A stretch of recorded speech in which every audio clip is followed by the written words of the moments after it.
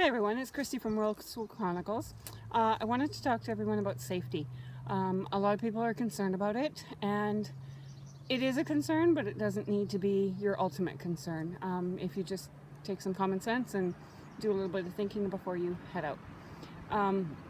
So one of my tips is, if you're lost in a city or whatever, don't open your iPhone to your maps and start looking and, oh my God, I'm lost and how do I get out of here? It's better to stay calm, leave your phone in your pocket, and step into a gas station or a store where you're out of the public sight, and then look at your maps. Even if you go into a washroom, then people don't know you're lost and you're less likely to be taken advantage of. As soon as somebody thinks you're lost, you're liable to get mugged or something stolen or pickpocketed or taken advantage of. So just avoid doing that. My other thing that I always tell people when we're traveling and we're hosting couch surfers or whatever, don't wear flashy jewelry or take a lot of money when you go out for the day. So let's say you're going to the beach for the day. You don't need $1,000. You're never going to spend that much. So kind of think about what you're doing for the day and think about how much you probably will need and take that, and then leave the rest of your money locked up in your bag, in your room or wherever. I tend to not take out a lot of money, so I travel with my ATM card and I just take out what I need for the day and that's it, or for a week or whatever, and then I keep the rest locked up in a little lockbox that I carry with me in my bag at the bottom, and then I just have a little bit. If you do need more, then you need to go to an ATM, and I'll talk about ATM safety in a few minutes. The other thing is, leave your iPhone, your iPad, any expensive things, your laptop, things like that, in your room locked up. You can use those when you're in your room, when you're in your home that you're renting or whatever you're staying in. But if you're going to the beach or to, say, the Eiffel Tower or Pisa or whatever, you don't need your iPhone, you don't need your iPad, you don't need your laptop, you don't need any of those expensive things that are going to draw attention to yourself, and you're going to end up getting them stolen. What I do is I have a cheap unlocked cell phone that I bought at Walmart. It's not even a smartphone, it's just a cheap phone that will work with a SIM card in it. And I have numbers of, like, our hostel or wherever we're staying. Somebody, like if we've met people in the area, I have their numbers. I have emergency contact numbers in the phone, but I don't have a smartphone, so it's less likely to be stolen. I've actually left it on a table in a restaurant one time, and a young boy came running out and he said, "You forgot your phone." So, but if I would have left my iPad or my iPhone there, I would never have seen it again. So I use my iPhone for using the internet and things like that, and my iPad, but I don't take it out when I go for the day. My iPhone is actually in my bag, but it's at the bottom of my bag in a hidden pocket, and the phone that I keep in my pocket is this cheap phone that I just use for making local calls. The other thing was don't put all your money in one place. So let's say you're in Thailand and you've got, I don't know, $100 with you, and in Thai baht, which is a fair amount of money, or let's say even $30 with you in Thai baht. So you'll separate it out, into however much, and like $5 or $3 or whatever. And I always have one in one pocket and one in another pocket, and maybe some in my shoe, and some in the bag, and some in one of my kids' bags, so that if, for instance, I get mugged and they tell me to empty my pockets, I empty my pockets, but I haven't emptied the zippered inside pocket, or I haven't emptied the backpack or whatever, right? So that kind of helps with, if you are mugged or something stolen, you haven't lost all your money for the day and you have no way to get back to your hotel or whatever. On that note as well, I've had my bank card stolen, and it was a total pain in the butt. So what I recommend you doing is going to your bank before you leave and getting your bank account number, your transaction or your transit number and your institution number, and getting them to fill out a paper with that. And then you can take a picture or scan it or whatever, and you can either email it to yourself or put it in Dropbox or whatever. And I've left a copy with a friend at home. So when my bank card was stolen, I quickly went on Facebook, sent her a message, and I said, I'm in a real bind. My bank card was stolen. They want my bank account number, my transaction or my transit number, and my institution number in order to get a new bank account so that I could verify who I was. And so she was able to quickly email me that information because she had a copy of it, email me that information, and I was able to get my bank card settled really quickly. And without that, I would have been stuck for quite a while. So that was good to have. I've also got copies of birth certificates, passports, driver's license, everything that I may need to get a new passport if one were stolen or lost in another country. I have all of that in Dropbox, as well as my friend has a copy, and I have color copies of them while we travel. So that makes it easy for that. And that's another safety feature.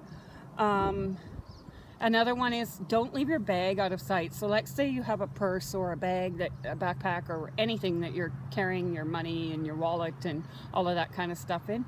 Don't leave it out of sight. So you get on a bus to go from, say, Guatemala to Honduras, and it's one of those big Greyhound-like buses. Don't stick it under your seat and don't stick it up top.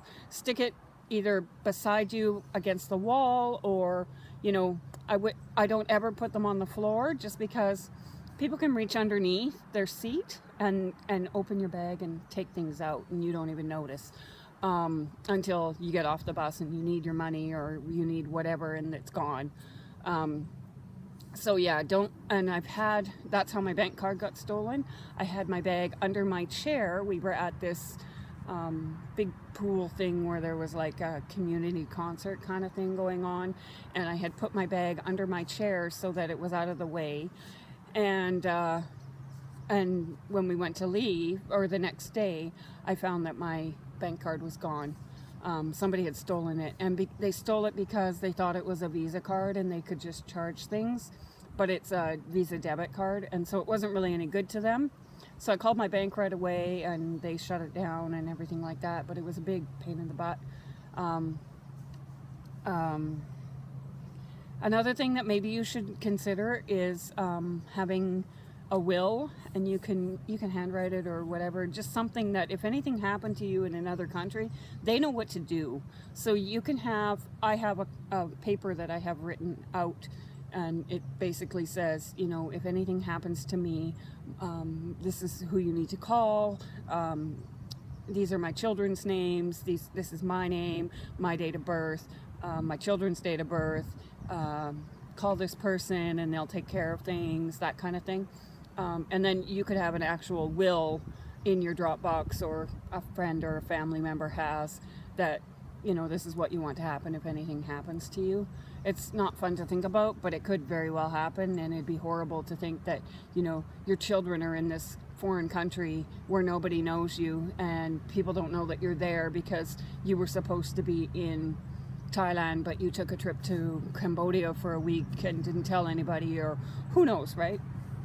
And now I'm going to talk about ATM safety. So a lot of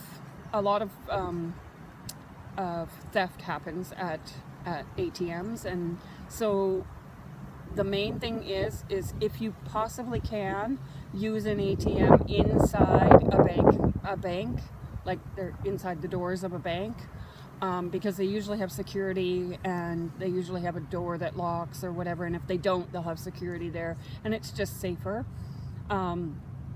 And I always have my bag ready, so I have like a little change purse that I use to hold my bank card and my money while I'm going from the bank machine to wherever. And so what I do is I have that ready in this hand.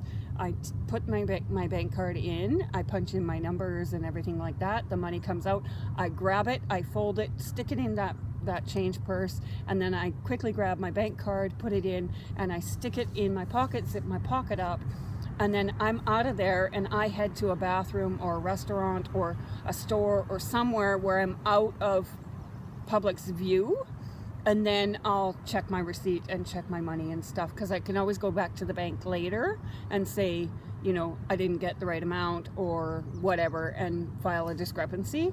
But if you're standing, let's say you're at a bank machine outside of on an outside wall, you know, and you're standing there counting your money and checking it out and stuff, it's really easy for somebody to come by and grab and hop on a motorcycle and be gone. So that's one thing to be concerned about. And if you do have to use a bank machine, like outside in a public place, maybe try getting somebody to come with you if you know anybody. And another thing is, they'll often try, I know in Europe especially, they'll be right beside the machine, like right beside the machine while you're there, and they're trying to look at your code and all of that, or they're there so that they can reach in and grab money. And so if I feel that it's too confined of a space, I'll just take off and continue on to another one somewhere else that's safer. If I don't feel good about it, I won't use it. We're okay without money for another 10 or 20 minutes or even half an hour for our safety. And so that's one thing that's really important to me. And so those are some of the things you can do for safety and for keeping yourself safe while you're out and about. Another thing would be to always let someone know where you're going, what your plans are. We've been in the tropics before, and a hurricane was going by over the island, and we didn't know that a hurricane was going over the island. We just knew that it was raining for 3 days, and we weren't getting internet and we weren't getting anything like that. But because we didn't have television, and it wasn't coming up on my Facebook feed, because my Facebook feed says that I'm from Canada, so it wasn't coming up and things like that, and so we just kind of hunkered down in the house and had our fun, you know. But then when I went to the internet center, there was things out like, has anybody seen Christy and her family? Oh my God, a hurricane went by, we don't know if they're okay. But nothing happened in the city that we were staying in, just extra rain, but there wasn't any like massive flooding or any casualties or anything like that. And so I felt really bad after that, because, you know, all of my friends were worrying about me, and I could have just said, you know, posted something about we're getting a lot of rain but we're okay, or something along those lines, you know, so that people would have a clue as to how we were. And so contact is kind of important for safety as well. Like, somebody needs to know where you are at all times. And so, yeah, that's safety. In a future vlog, I'll be talking about how we pack for a trip for me and 2 boys, and our upcoming plans for our next adventure, because we'll be moving on again soon. And so yeah, stay tuned and subscribe if you like what I'm vlogging about and what I'm talking about, and if you want to hear more. So subscribe, push that little button down there, and keep on following our vlog. Thanks again. Bye bye.